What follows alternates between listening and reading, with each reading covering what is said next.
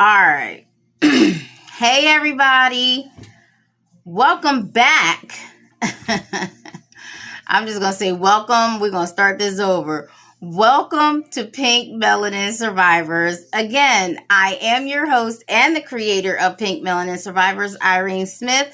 And I truly want to apologize because someone was banging at my door like they was crazy. I don't know. But anyway, like I said, I'm going to start over about what's going on. To all of my new followers and viewers, I just want to say welcome, welcome, welcome. And thank you for tuning in. And thank you. I'm just going to go ahead and jump back into what I was saying earlier. So for anyone that's new or that has not been following my story, I am an 8-year breast cancer survivor. I was diagnosed at the age of 32 on December 26, 2013. I had a bilateral. Hi, Evelyn. I had a bilateral mastectomy in January, 2 days before my birthday. And then I began the radiation and the chemo process. I did that whole treatment thing, which went up until 2015. And to be honest, today, I was looking through my Facebook memories today. Today, 7 years ago today, was the last day of my radiation treatment where I was discharged from my radiation doctor. So that's a goal. 7 years, you guys. 7 years. Anyway, so with that, I started my journey as Pink Melanin Survivors because I wanted to be another voice, another advocate out here to encourage women of color, especially Black women, and get them out there to get their mammograms, to get screened, because unfortunately, breast cancer is running wild in our community. And in our community, we have, it's kind of a situation where if I don't know what's going on, I'm not going to get checked out. Because no one wants to know the results of what's happening in their bodies. So that's a toxic trait that our community was honestly brought up on, because that's how I was brought up. Unless you're feeling symptoms, you don't go to the doctor. And that's something we don't want to continue for the next generation. And I want to make sure, I have an 18 going on 19-year-old daughter. I don't want her having that mentality that if I don't get screened, I don't know what's going on. No, get your routine checkups. Do your self-examinations, get out there, make sure your body is right. Not only that, take care of your body, diet, exercise. I was not aware of that at the time, when I was younger. I just knew, okay, this is just everyday life. I'm just going to keep hustling. But if I had knew that having a great diet would probably have saved my life, I'm glad I'm still here. Exercise, because exercise is hard. All of that is important. So when I decided to come up with Pink Melanin Survivors, I was thinking about all of the women of color who are out here walking blindly without knowing what's going on in their bodies, especially their breasts. And I just wanted to be another voice. I just wanted to be another advocate. I just wanted to be another person out here to encourage you and to get you out there to get your mammograms. So again, like I said, I'm an 8-year breast cancer survivor. I had a bilateral mastectomy, chemo, treatment. Everything was great. Everything was fine up until 2018. August of 2018, my right breast implant ruptured. And number one, that was painful. And when I say painful, it was painful. Like, I literally woke up, like my breast was up here, like it was up here to my chin. I woke up like this. Like I literally woke up with my breast up here because all the fluid from the implant, everything was just, I'm telling you, like it just seeped all in. So it was swollen. I couldn't move. I couldn't drive. I couldn't raise my arm. I mean, I couldn't do a thing. I honestly couldn't do a thing. And I had to get immediate implant replacement surgery. And the first surgery went well. I mean, the first surgery was amazing. And that's where the left breast is. The left breast was from the very first replacement surgery. I mean, I love this breast. I'm honestly a little sad to see it go because my first set of implants, they were hard as a rock. I mean, like they were hard, but I accepted it as it was because I didn't know. I didn't know any better. So when it came to my implants being put in when I got my mastectomy, I didn't realize they weren't supposed to be so hard. I didn't realize having breast implants were supposed to feel natural.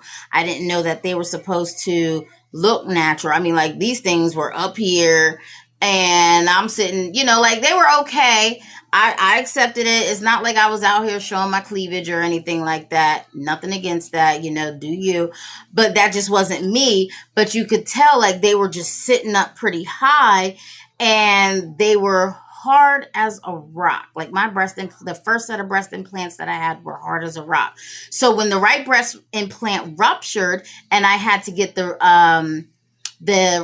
replacement surgery, this is a product of the replacement surgery. This feels so natural.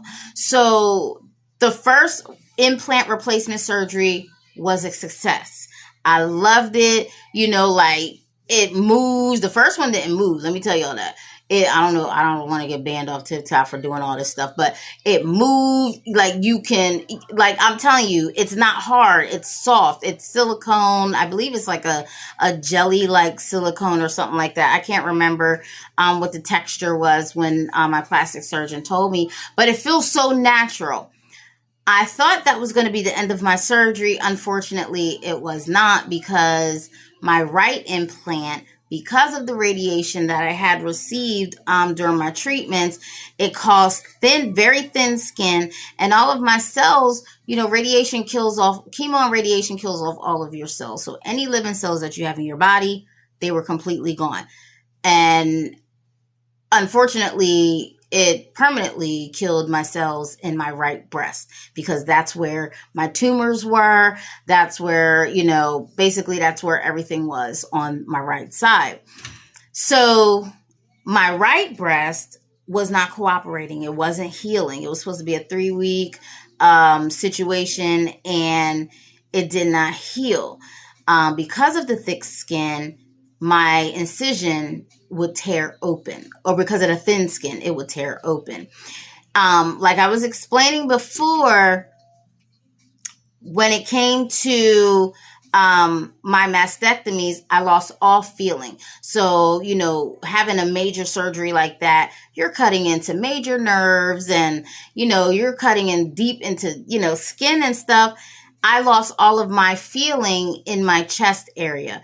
Even now, there's certain spots where I have no feeling. I can't feel anything, but that's certain areas. So at the time that my incision opened, I would wake up in the morning not knowing. I know I was wet because my whole shirt would be soaked because of all the fluid that I lost, because I didn't know my incision was open until I would look in the mirror.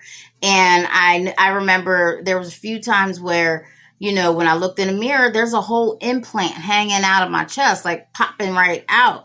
And I have this gaping hole. So I would rush to my plastic surgeon. And here we are again with surgery and with surgery number 2, just to close up the implant. At first so we closed it. It didn't work. We glued it. The fluid in my body was coming out so fast. I mean, like it was just a mess that the skin glue would not hold, and it would pop open again. So we had to go through surgery. Now we have to go through surgery to close it up. Now we're taking more and more skin. So all the skin that I have like up here and everything like that, that was on this side of the breast, it was slowly diminishing because now we're trying to close up the implant. It wasn't until my last surgery I was getting back to back to back surgeries because nothing would hold the incision shut. Like, I was leaking. I was, catching infections. I had a few staph infections. I mean, it was just crazy because the wound was open. It wasn't until November of 2018 that we decided to remove the entire implant and allow my right breast to heal without any problems or strain, or that's what we all agreed to do. And I said, okay. Well, it didn't take my incision to heal until like May of 2019. Like all the leaking, because even when they took it out and they closed it up, I was still leaking. Like there was a hole somewhere because every time I would wake up or the way I would move, my shirts would still be soaked, or I would have gauze and a bandage, and the whole thing, I take it off, was heavy and it was soaked. And it would be like a small little hole in my chest that needed to be sewn up, but they couldn't do any more. So I had to wait for it to heal completely. It didn't heal until like May of 2019. So with that, oh man, we decided, they wanted to do, what do you call it? A D flap. I have it up here. It's like a deep flap reconstruction. So it's basically a type of reconstruction that uses a woman's own tissue to create a new breast after a mastectomy. So with that, it could be taking like either or a tram. It was either D flap or a tram flap procedure. So either we were going to take some, something from my back, like my fat or black back muscles or something like that. Or it was basically almost like a tummy tuck where they were going to take the fat of my belly and build an entire breast. The process of this was a little bit too long for me. And anyone who knows me knows that I'm terrified of anesthesia. My very last surgery that happened in November 2018, the doctors told me, or the nurses told me, that it took me a little while to come out of the anesthesia, and that scared me. And I believe I developed my own PTSD of surgeries because I do not like anesthesia. So, and I really don't like anything where I cannot control my body. So controlled substances and stuff, I don't like that, because if I can't control my body, it's a no-go. So being under anesthesia, it just frightens me, especially for a long period of time. And that surgery was going to take a little bit longer than what I'm comfortable with. So anyway, it took me a while to get used to being lopsided, is the term, where I'm flat chested and I have one breast or one implant. I still call it a breast because it imitates a breast. It looks like a breast through clothes, like I still have my, whatever it is, I still call it a breast. And it wasn't until maybe last year or 2020 that I decided that, what, I've accepted who I am. I've accepted what I look like, not look like, but like I've accepted what is. This is who I am. I'm still living. I don't need my breast. And that's when I created Pink Melanin Survivors.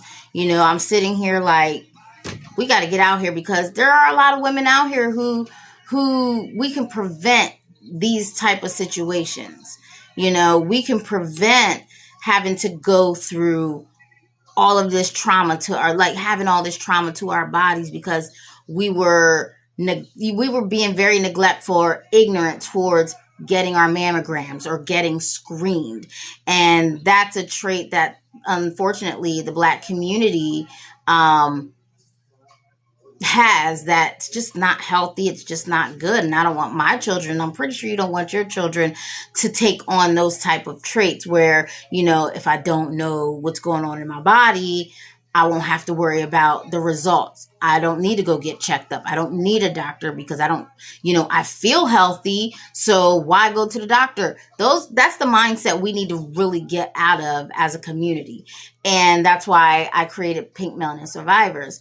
So deciding to get my left breast removed was a very hard decision because, there's so many things that you think about, being a breast cancer survivor, like, dang, now I'm going to be flat chested, there's just so many things you think about. And yes, you hear it from people all the time. Oh, that's just a part of you. It's not who you are.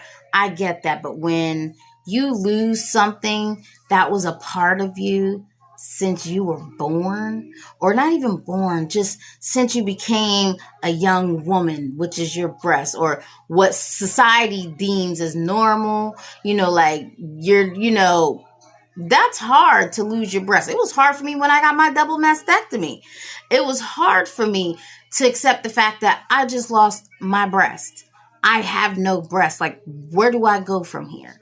So now, being in a place, in a mindset where I am able to accept the fact that I've decided that I want to get rid of this implant and just live a simple life.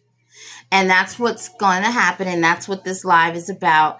I am going to have my surgery next Friday, February 18th. I will be getting my left breast removed. So this will probably be my last live for a few weeks. But again, I said probably, keyword, because depending on how I feel, I just might pop in just to let everybody know how I'm doing, or, just, update you guys on what's going on with me during my recovery. And I think I just might do that. I may not sit and talk with you for 30 minutes or so, but I may sit and just let you know how the surgery went, how, the recovery process and all of that. I believe that's what I'm going to do. So with that said, that's what my announcement was today, before, someone knocked at my door. But anyway, so that's what my announcement was today, was that I am getting my left breast removed. I am having my surgery next Friday, February 18th. Y'all, they got me going up to the hospital at 6 o'clock in the morning. Who does that? But I guess that's fine, because at least I don't have to worry about eating, because let me tell y'all, I don't really wait. I wake up every day to go to work around about 5:30. So that's perfect timing. I don't really get food into my system until about 8. But my surgery is around 8 o'clock. I'm going to be hungry, y'all. I'm going to be hungry. So let me ask y'all a question. What should my meal before my surgery be? What should I eat the night before? I want to celebrate this moment. I want to celebrate, accepting who I am. That's what I want to do.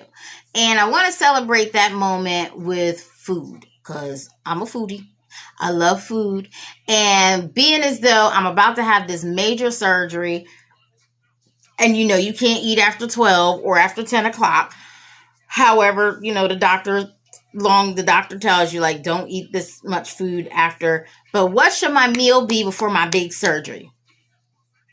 I really don't know. I really want some seafood, but I can't have seafood because my twins are allergic to shellfish. So what else should I have? I am a big steak and potatoes girl, but I don't know where I can get the best steak here in Delaware. I don't know. Texas Roadhouse to me, the only thing I really like at Texas Roadhouse is the bread, the rolls, and the butter. That's the only thing I really like at Texas Roadhouse. I'm not a really big fan, but I'm trying to figure out what should my big meal before my surgery be, and it's a little hard and confusing because I don't know. Anyway, we will figure that out. I believe I will go live sometime next week, and that is going to be the question of the day. What should my meal be before surgery? So next week, I'm probably going to go live between the days of Monday through Thursday because Friday I get my surgery. So I will go live. One of those days I'm going to go live before the surgery. And that way we can figure out what I could eat before the big day. So anyway, you guys, thank you guys for joining. Thank you guys for tuning in. Thank you guys for, sticking around with me. I apologize for the last live. I don't know who's banging on my door. So maybe, somebody will call or let me know like, hey girl, that was me banging at your door. And I'm gonna be like, hey girl, I go live at 9 o'clock every weekend. Why would you come to my house without calling, texting? I don't know who that was banging at my house because, it is what it is. But anyway, it interrupted my first live. This is my second, this is part 2 of what happened. And that's what I wanted to talk about today was the big surgery happening next Friday. And that I may be out, I may not be out. I'm not sure. Either way, you guys, please stay tuned. But for now, I really do want to say thank you guys for your support. Thank you guys for following. Thank you guys for liking. Thank you guys for just being here and supporting and, just watching and listening to my story because it's important, it's important that we get that word out there. Like I said, women of color, we're being hit left and right, especially Black women with breast cancer, and we got to find a way to stop it or slow it down. It's hard. We can't continue to lose our family because of ignorance, not getting screened or not going to the doctor for our routine checkups. And that's just not for women. That's just for everyone in general, especially in the Black community. So please get out there. Please get checked up. Please get your mammograms. Please get, whatever you need to get done. Get, your colonoscopies. I'm just going to say it all together. And I'm going to add colonoscopies in that because I'm a Crohn's patient as well. Like I have Crohn's disease. So I was diagnosed with that at 12 years old. So at 12 years old, you don't know, you don't know why you have this, but that's a whole different story. That's a whole different life. But anyway, yes, please get checked out. Please get screened for any or everything. All right. And again, you guys, thank you again for sticking with me. Thank you guys. Please, please, please share, like, follow, comment. Do what you do to get this out there. Okay. I love you all. Bye-bye.